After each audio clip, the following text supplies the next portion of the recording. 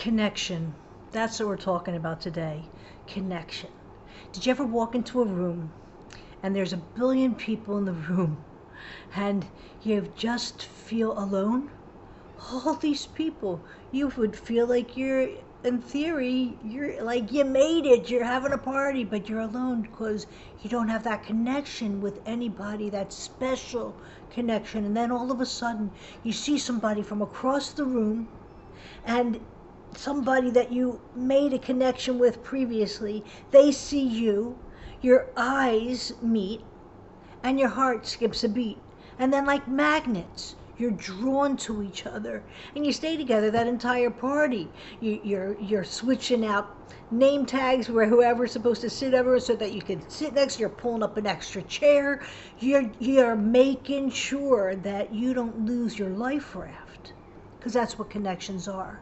Connections are life rafts in the sea of people, in the sea of life.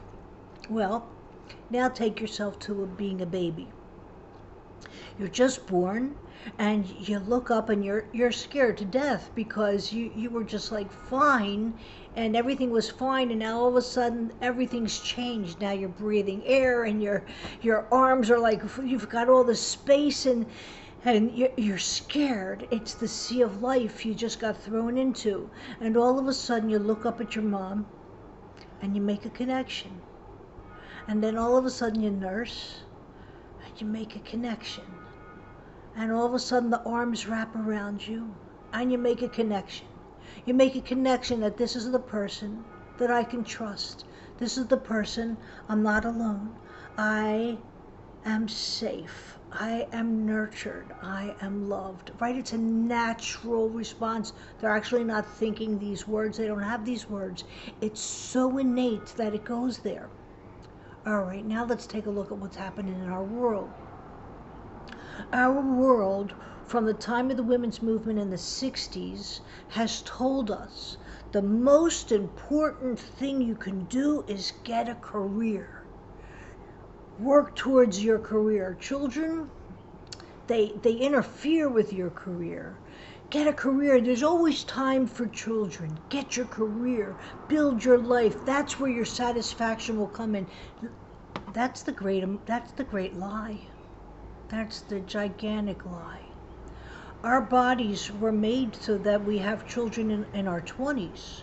We have an epidemic of people who cannot have children because they've waited to build their career in their 20s, and then all of a sudden in their 30s, biological clocks are like ringing all over the world, and the people who are making money are all these fertility clinics who are taking the money that we should be saving for our children's education and to buy our house, and these fertility clinics are like taking it and eating up our nest eggs, so to speak, and it's backwards. We've been tricked.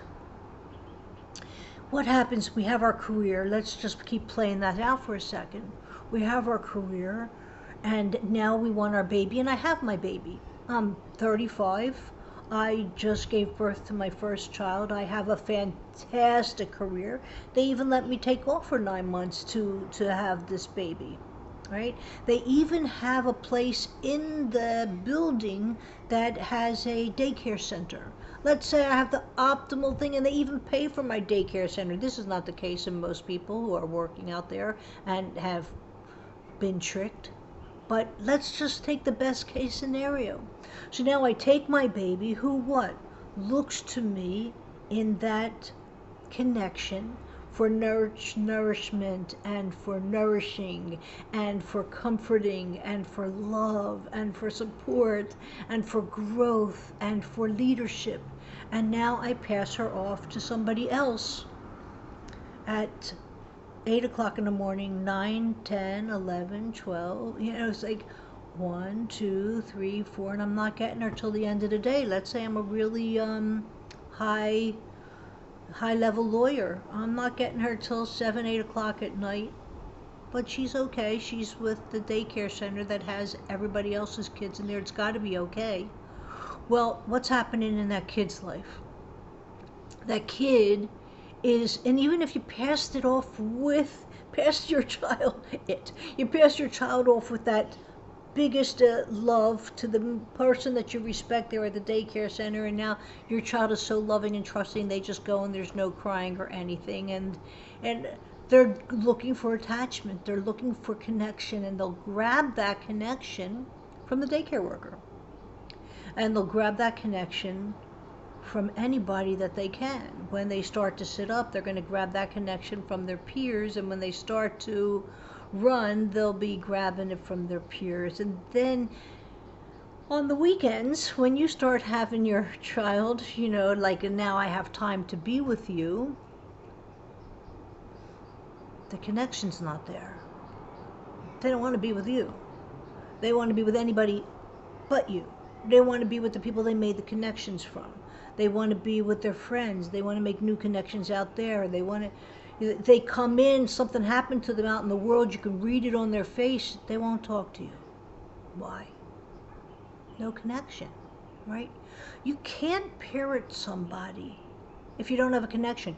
I have all the parenting skills that I've learned, and I keep learning more every day, but I can't walk into somebody else's house and jump in and parent their child so that that parent can see what it doesn't work that way.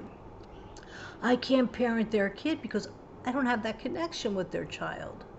I can sit in their house as an innocent bystander and watch the relationship and figure out what's missing and things like this, but actually parenting, I'm telling you this secret. Out of all of the parenting skills and techniques in the world, from every book and magazine and whatever that you could get to try and figure out why your kid is rolling up your eyes and saying I hate you and saying just leave me alone and eats their meals in their room, and it's because there's no connection. So make a connection. Make the effort to make a connection. It's never too late. I can promise you they're starving for it. It's never too late. Take them out to eat. I remember one of the things I used to do with my daughter, we hardly had any money, but before I put her on the school bus, she was the youngest of 4. Before I would put her on the school bus, we would go out to eat in a restaurant and order 2 eggs. She would get one, I would get the other. And that was our connection. That was our time. It's what I could give her. And then off she went to school and off I went to work. I made sure that my work was a work that I would do while they were in school, the same hours that they were working. Before I even had my children, this is what I was considering. What job could I have that I'll still be there for my children in the morning, I'll still be there for my children at night? Well, it didn't work out so good in the morning. Not for me, because I had the pressure over my head that I had to get them on that school bus by 6:45, and I had to get to work, and if I didn't get them on the school bus, then I had to drive them to school. If I drive them to school, I'm going to be late for work. If I'm late for work, then I'm going to get fired. If I get fired, we're going to be homeless. So you can imagine, in the morning, I wasn't the calmest person in the world, right? So the attachments that I did for those first 5 years, before I went back to work, those are the attachments, those are the connections that had to last in the moments that I was losing it. Could they? Did they? 3 out of 4. Yeah, not bad. And eventually, as the kids get older, they figure things out. It's not an easy world to negotiate today. We need 2 incomes now. This is what we've evolved to, or devolved to. So figure it out. But make connections before you try and parent your kid. Make those honest connections. I used to take walks with my children. And sing with them. Sometimes I wouldn't let them get back to the house until they could learn this song, right? And it was just my way of not letting them out of the walk, because they always want to leave. They don't want to leave because it's a natural part of growing up when they're kids. They want to leave because they want that connection and they found it somewhere else. Build it back, because if they only get the connection from their peers, And all they want to do is go out with their peers, and that's where they're finding the connection from. We got the blind leading the blind. Or worst case scenario, they're not in the in group, they're in the out group, and they're not getting a connection even when they're with their peers. Now they're not getting it from you and they're not getting it from your peers, they're lost. Remember in the beginning of this video what it's like to walk into a room with all those people and to feel alone. That's the worst feeling in the world. I challenge you, make connections with your children, no matter how old they are. If they're still under your roof, make those connections. Want to know how? Board games. Turn off the Wi-Fi in your house. Family meetings. Bring up family dinners. Everybody has to eat together even if it's at 11 o'clock at night. By the time they're done, family dinners, family meals, make connections. Tell me the high point and the low point of your day. Share back with them what's going on in your life. Make connections. How can I help you? Tell me what's going on. Is there anything that I can do to make your life easier? Isn't that the best sentence somebody can say to somebody? Do you need any rides this week somewhere? What can I do? What would be the biggest thing you would want for help this week? How can I do that for you?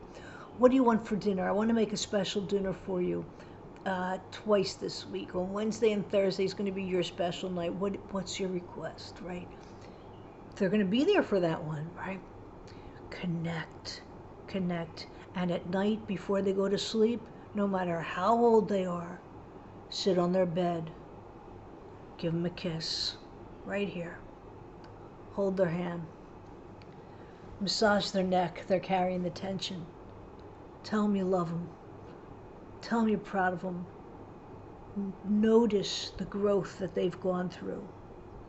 Mention it. And tell them you'll see them in the morning.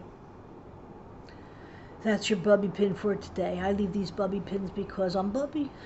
And if you're going through what I've gone through in life, maybe I can help you out. I don't know. Maybe we can connect. Catch you tomorrow.